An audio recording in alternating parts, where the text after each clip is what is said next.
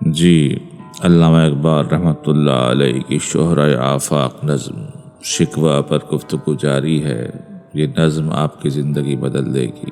آپ کے خیالات، دلوں میں جو بھی وسوسے آتے ہیں، شکوک و شبہات ہیں، ذات باری تعالیٰ کو لے کر، اسلام کو لے کر، اسلام کی سچائی کے بارے میں ذرا سا بھی کوئی شبہ ہے، انشاءاللہ تعالی اس فقیر کی بات ہے، یاد رکھیے گا۔ اگر آپ نے یہ نظم پوری سن لی اور سمجھ لی، آپ کے دل سے تمام وسوسے، تمام شکوک و شبہات دور ہو جائیں گے انشاءاللہ تعالی۔ تو یہ نظم شروع کرتے ہیں، دھیان سے سنیے گا۔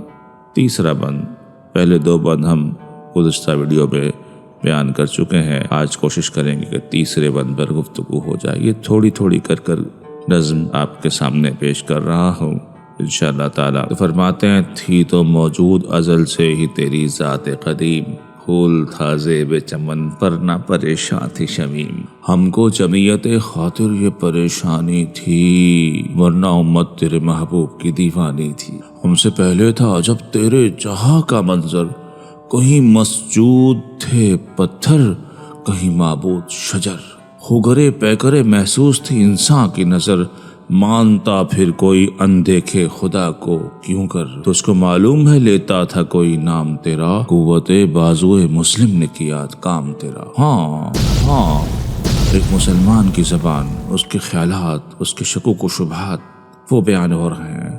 بوجھ اور وزن علامہ اقبال نے اپنے ذمے اپنے سر لے لیا ہے۔ سلام ہے اقبال کی عزم و ہمت پر۔ کہتے ہیں، تھی تو موجود ازل سے ہی تیری ذات قدیم، اے میرے اللہ، اے میرے باری تعالیٰ، اے میرے خالق، ازل سے تو موجود ہے، ازل سے تو موجود تھا، ہے اور رہے گا، ازل سے تیری ذات قدیم، تیری ذات قدیم ہے۔ قدیم کا مطلب ہے جس کی قدامت کے بارے میں انسانی ذہن سوچ ہی نہیں سکتا، وہ کتنا پرانا، وہ کب سے ہے۔ اور اس مصرے میں ایک اور لفظ ہے ازل، ازل، ازل، اس کے معنی سمجھے نہیں گئے یا شاید سمجھا ہی نہیں گئے۔ یہ سمجھنا بہت ضروری ہے کہ ازل کیا ہے۔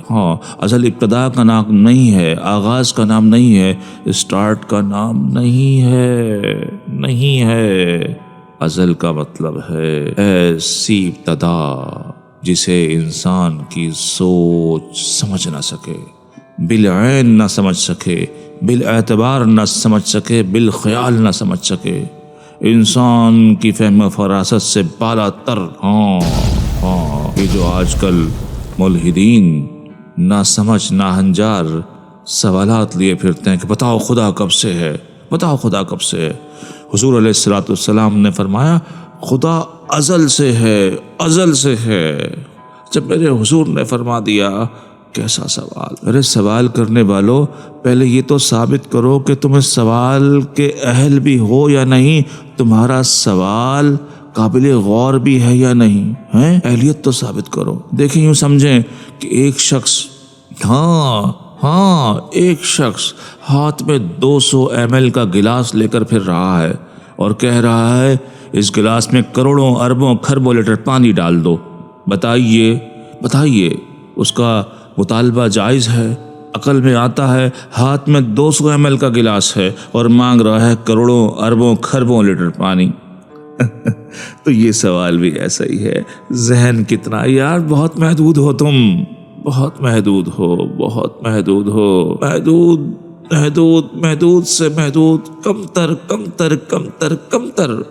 وہ جو سامنے ستارہ نظر آ رہا ہے نا، قریب ترین، اس ستارے کو دیکھو کروڑوں سال کی دوری پر ہے، اربوں کھربوں کلومیٹر کی دوری پر ہے، اور پتہ نہیں کروڑوں سال کب سے موجود ہے۔ ایسے ٹریلین بلین ستارے موجود ہیں، یہ گلیکسیز میں ایسی بلین ٹریلین گلیکسیز موجود ہیں۔ تو سوچو اس کا بنانے والا تمہاری چنی منی ننی سی عقل میں کیسے سما سکتا ہے؟ اس کا وجود کیا ہے، اس کی حیت کیا ہے، وہ کب سے ہے؟ تم اس سوال کے اہل نہ کبھی تھے، نہ کبھی ہو، اور نہ کبھی ہو سکو گے۔ مان لو، چھوڑ دو یہ سوال۔ خیر چلتے ہیں۔ اقبال کہہ رہے ہیں، تھی تو موجود ازل سے ہی تیری ذات قدیم، اے اللہ تیری ذات تو ازل سے موجود تھی. کیسے موجود تھی؟ ایسے جیسے پھول تھا زیب چمن، جیسے چمن میں پھول ہوتا ہے. چمن، پھول کے بغیر چمن کا کوئی تصور ہی نہیں. ورنہ پریشاں تھی شمیم. پریشاں کے معنی بھی سمجھنے بہت ضروری ہیں. پریشاں کہتے ہیں بکھرنے کو، بکھرا ہوا، ڈسٹرب، ادھر ادھر، یکجا نہ ہوا. پریشاں، ہاں، ہم ٹینشن، ایک ٹینس شخص کو کہتے ہیں یار یہ پریشان ہے، وہ مجازی طور پر ہے، مجازی طور پر ہے. دیکھیں کوئی ٹینس شخص ملتا ہے آپ کو، اس کے بال بکھرے ہوئے ہیں، چہرہ اجڑا ہوا ہے، لباس شکن آلود ہے، اس کو دیکھ کر نظر آتا ہے یہ بکھرا ہوا ہے، الجھا ہوا ہے، تو پریشان ہے. لغوی معنی پریشان کے ہیں بکھرنا، غیر ترتیب. جی. تو اقبال کہہ رہے ہیں پھول تھا زیب چمن پر نہ پریشان تھی شمیم. پھول چمن میں موجود تو تھا، رانائی تو تھی، لیکن اس کی خوشبو پریشان نہیں تھی. شمیم کہتے ہیں خوشبو کو، تو خوشبو کہیں پھیل نہیں رہی تھی، کہیں پھیل نہیں رہی تھی. کہتے ہیں ہم کو جمعیت خاطر یہ پریشانی تھی، ورنہ امت تیرے محبوب کی دیوانی تھی. ہاں، یہاں پریشانی پھر انہی معنوں میں اقبال نے استعمال کیا ہے. جمعیت کہتے ہیں، جماعت کو بھی کہتے ہیں، گروہ کو بھی کہتے ہیں، لیکن سکون اور ٹھہراؤ کو بھی کہتے ہیں. اور خاطر دل کو کہتے ہیں. دل چونکہ سینے میں خطرناک ترین عضو ہے، جسم کا خطرناک ترین عضو ہے. اس کو ذرا سا کچھ ہو جائے انسان ختم فنا. خطروں کا کھلاڑی ہے دل، اس لیے اسے خاطر کہا جاتا ہے. تو یہاں بھی خاطر کہتے ہیں نا، خاطر مطارت، خاطر تواضع. ہاں، دل سے تواضع کرنا، دل سے تواضع کرنا، خاطر مدارت، دل سے مدارت کرنا مہمان کی. تو یہاں خاطر کا مطلب دل ہے. تو فرماتے ہیں ہم کو جمعیت خاطر یہ پریشانی تھی. یہاں ہم سے مراد صحابہ کرام ہے، ورنہ امت تیرے محبوب کی دیوانی تھی. اس شعر کے بارے میں ایک بات اور آپ سے عرض کرتا ہوں کہ یہ شعر جتنے لوگوں نے بھی اس شعر کی تشریح کی ہے، میں نے نہیں دیکھا کسی نے اس شعر کی درست تشریح کی. وہ سمجھا بھی ہو اقبال نے کہا کیا ہے، اچانک یہ شکوے میں بیچ میں یہ شعر کہاں سے آ گیا. ہاں، میں آپ کو سمجھاتا ہوں. وہ کہتے ہیں ہم کو جمعیت خاطر یہ پریشانی تھی، ورنہ امت تیرے محبوب کی دیوانی تھی. یعنی ہم کو جو یہ پریشانی تھی، پریشانی کا مطلب بکھرنا، نکلنا. ہم جو مدینے سے نکلے، ہم نے روم سے ٹکر لی، صحابہ نے، ہم نے قصرائے ایران سے ٹکر لی، ہم مجوسیوں سے ٹکرا گئے، ہم اس دنیا کے ہر ظالم، ہر باطل قوت سے ٹکرا گئے. کیوں پریشان کیوں ہوئے؟ جمعیت خاطر، مولا تیری خاطر. ورنہ امت تیرے محبوب کی دیوانی تھی، ورنہ تو ہم تیرے رسول سے عشق کرتے تھے. ہائے ہائے ہائے ہائے ہائے، ورنہ ہم تیرے رسول سے عشق کرتے تھے، ہم مدینہ چھوڑ کر کیوں جاتے. ہاں، مدینہ چھوڑ کر کیوں جاتے. ہائے ہائے ہائے ہائے، مدینہ چھوڑ کر کیوں جاتے. یہ صحابہ حضرت ابو ایوب انصاری رضی اللہ تعالی عنہ، جن کی قبر مبارک، جن کا مزار اقدس ترکی میں ہے، کہاں مدینہ اور کہاں ترکی، کیوں در رسول چھوڑ کر جاتے. ہم کو جمعیت خاطر یہ پریشانی تھی، مولا تیری توحید کا پرچم بلند کرنا تھا، تیری توحید کی خوشبو پہنچانی تھی، تیری توحید کی خوشبو پہنچانی تھی. اس لیے ہم نے مدینہ چھوڑا اور دنیا میں کو بکو پھرے تیری توحید کا پرچم لے کر. آگے ہم سے پہلے تھا عجب تیرے جہاں کا منظر، کہیں مسجود تھے پتھر، کہیں معبود شجر. ہاں، اسلام سے پہلے عجب منظر تھا، توحید کہیں موجود تھی نہیں. یہ بات سچ ہے، یہ بات سچ ہے. عیسائی تثلیث کے قائل تھے، یہودی وہ حضرت عزیر علیہ السلام کو خدا کا بیٹا مانتے تھے، اور اس کے سوا باقی تمام دنیا کہیں درختوں کو پوجا جا رہا تھا، پتھروں کو، بتوں کو، الغرض عضو تناسل تک کو آج بھی پوجا جاتا ہے.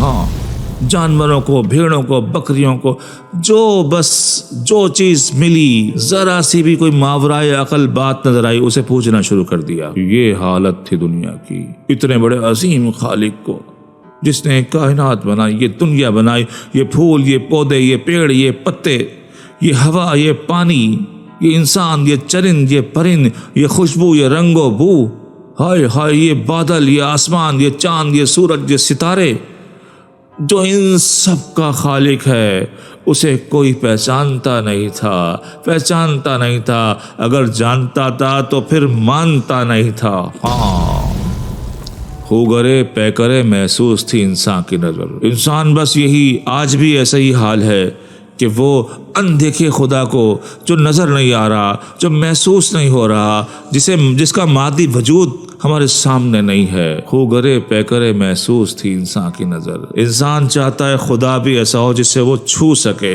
جسے محسوس کر سکے، جو اسے نظر آئے۔ ہاں، یہ اس کا وہ عادی ہے۔ خوگر کہتے ہیں عادی ہونا۔ تو انسان کی نظر خوگرے پے کرے محسوس تھی، وہ بت کو نظر آتا ہے، چھو سکتے ہیں، خدا مانتا تھا۔ درخت کو اس کے سامنے ہے، کیسے بن رہا ہے، اس درخت میں سے کیسے پھل نکل رہے ہیں نہیں سمجھ پاتا تھا، اس لیے اسے خدا مان لیتا تھا۔ ہاں، سانپ کو دیوتا بنا لیتا تھا کہ سانپ بغیر پاؤں کے کیسے چلتا ہے۔ ہاں، گائے کو خدا بنا لیا، اور کوئی چیز جسے وہ پا نہیں سکا، صرف کہیں دیکھ لیا، اس کا بت بنایا، اسے خدا بنا لیا۔ لیکن وہ چاہتا تھا کہ اس کا خدا اس کے سامنے ہو، آنکھوں سے نظر آئے۔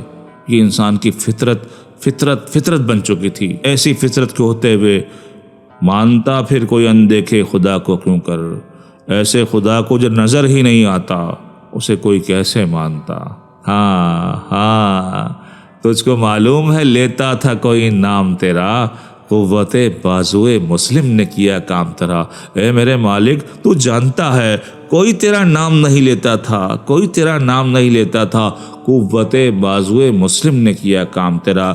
یہ ہم مسلمان تھے، یہ صحابہ کرام تھے، جن کی قوت نے، جن کے بازو نے تیرا کام کیا، اور چپے چپے، کوچے کوچے، گلی گلی، کریا ملک تیری توحید کا پرچم بلند کیا، لوگوں تک پیغام پہنچایا کہ لوگوں دیکھو کوئی خدا ہے، وہ اندیکھا ہے، وہی مالک اور خالق ہے، اس کا نام اللہ ہے۔ ہاں، یہ ابھی جو بیان ہو رہا ہے یہ شکوہ ہے۔ شکوے کے بارے میں پہلی ویڈیو میں عرض کر چکا ہوں۔ اسے شکوہ کیا ہوتا ہے، شکایت اور شکوے میں کیا فرق ہے، اسے سمجھنے کے لیے شکوے کی پہلی ویڈیو حصہ اول اسے ضرور سماعت کریں۔ تو قوت بازوئے مسلم نے کیا کام تیرا، پھول تھا زیب چمن پر نہ پریشان تھی شمیم، تو موجود تو تھا لیکن تو تنہا تھا، تیری خدائی کو، تیرے اوصاف کو، تیری بڑائی کو کوئی جانتا نہیں تھا، تیری خوشبو جہاں میں پھیلی ہوئی نہیں تھی ہم نے پھیلائی ہے، تو آج ہی ہم پر ذلت کیوں؟ ہم تو تیرے پھیلانے والے ہیں، تیری توحید کے بارے میں دنیا کو بتانے والے ہیں۔ آج یہ غیر ہم پر مسلط کیوں ہیں؟ آج یہ انگریز ہم پر حکمران کیوں ہیں؟ میرے مالک ہمیں پہچان، یہ عام مسلمان کی ایک سوچ تھی، یہ بڑی کام کی نظم ہے، اسے سنتے رہے گا۔ انشاءاللہ اگلے بند کے ساتھ بہت جلد حاضر ہوتا ہوں۔ السلام علیکم ورحمۃ اللہ وبرکاتہ۔